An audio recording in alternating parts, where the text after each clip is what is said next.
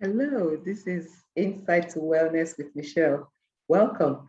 In my last video, I talked about the origin of our beliefs, and I said that the way we view life and the way we view ourselves stem from, our upbringing, the experiences we've had, and the environment we grew up in. Today, I'm going to be talking about how we might inadvertently be wiring our children for toxic relationships later in life. So if you're a parent, you want to pay attention to this video. If you're here and you're watching me for the first time, thank you so much for being here. I want to encourage you to hit the subscribe button and turn on your notification so you can get more videos. And returning subscribers, thank you so much. Okay, so let's get into it. There are many ways actually that you can inadvertently wire your child for toxic relationships later in life. But I'm only going to be talking about three. One of those ways is when we're high-handed as parents. And in this part of the world, Africa, we tend to be high-handed. Thankfully, there are more parents who are becoming more responsive, who are paying more attention to their children and trying to understand the unique child that they have in their care. But there are still many more whose word is law, who it has to be their way or no other way. And what that does is that it impacts on the child's self-esteem, because when you shut the child down, what you're saying to that child is that they don't matter. And so over time, a child that maybe was playful and bubbly becomes quiet because now they have to wear a mask so that they can survive in that unfriendly environment, which they call home. And what this does is that in future, when they meet somebody, even when there are red flags present and other people can see the red flags, they don't see it because those red flags feel like home. So the person might put them down, but because like their parent, the person has, good sides and the person does nice things for them, they tend to overlook the red flags because after all, it's not the first time that anybody's putting them down. So it's familiar, and so they find themselves in relationships where as long as somebody is paying them attention, sometimes they just feel lucky that, oh, this person likes me. And, sometimes we make the mistake of thinking that it's only people who are maybe struggling in life, who are not doing well, who tend to fall into these situations. You'll be surprised how many high achieving people fall into a situation where they are putting up with unbelievable abuse from people, who they just, attach to simply because they don't feel worthy themselves. So that's one way we can inadvertently wire our children for toxic relationships. Another way is when we do not connect with our children emotionally. And again, this is another area where we struggle. Many of us did not grow up in homes where our parents connected with us emotionally.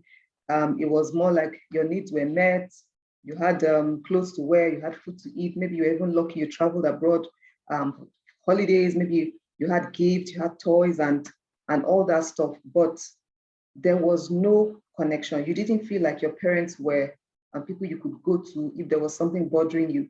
And so that connection was not formed. Now, there are two ways this could play out. So in one instance, that child who grew up in that environment might be the person who is a toxic one, so to speak, in the relationship. And this is because when we don't attach properly with our parents, we tend to view the world through the eyes of suspicion.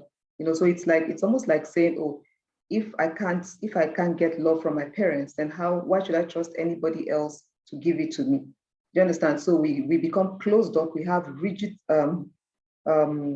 walls so that nobody can get through to us. People like that can give you anything you want, but their heart is theirs. It's under lock and key. You can't get to them because there's always this suspicion that you're going to go away. You're not going to be there for me, because that's the feeling they got growing up as children, that they're not going to get, nobody's going to be there for me. So when they cried, maybe they have to shut up, you're always crying. Why are you disturbing? That sort of thing. Or when they wanted, mommy, come and play with me. Oh, I'm busy, I'm coming, that sort of thing. Oh, daddy, come and play with me. Go and meet your mother, that sort of thing. So there's no connection.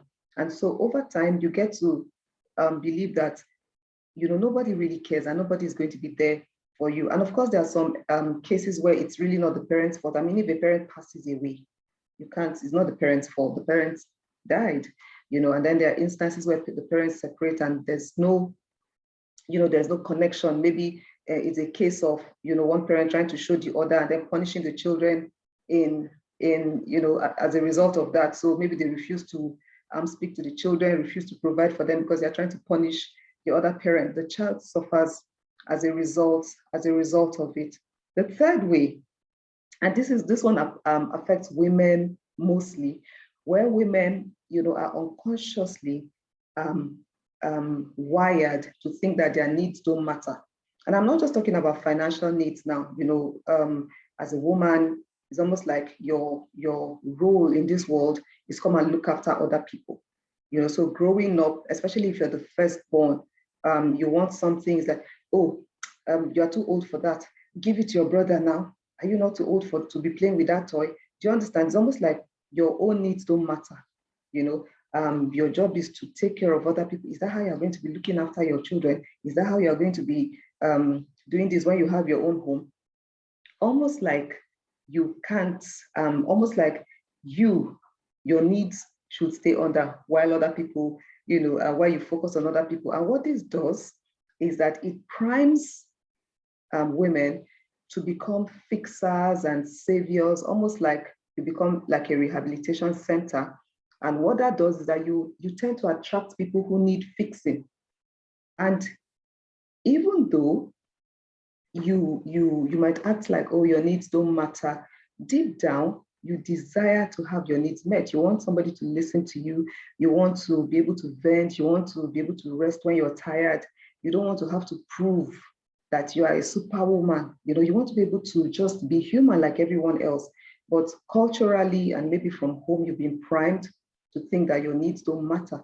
And so, of course, when you find yourself in a relationship with someone who doesn't meet your needs, it seems like normal.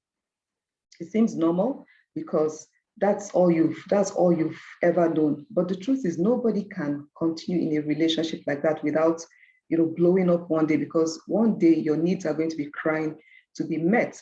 And if you're a parent watching this and you're like, oh boy, what have I done? What am I doing? Don't panic. Don't panic. There's help. And and one of the ways you can find help is to learn about how you can parent more responsibly, how you can parent more consciously, how you can be more intentional to give your children what they need. And one thing I've done is to create a mini course. If you go in the description, you're going to find a link, and I'd like to encourage you to check it out. It's really affordable, and it's something that you can spend time studying and seeing what gaps need to be closed. Thank you so much for stopping by, and see you next time. Bye.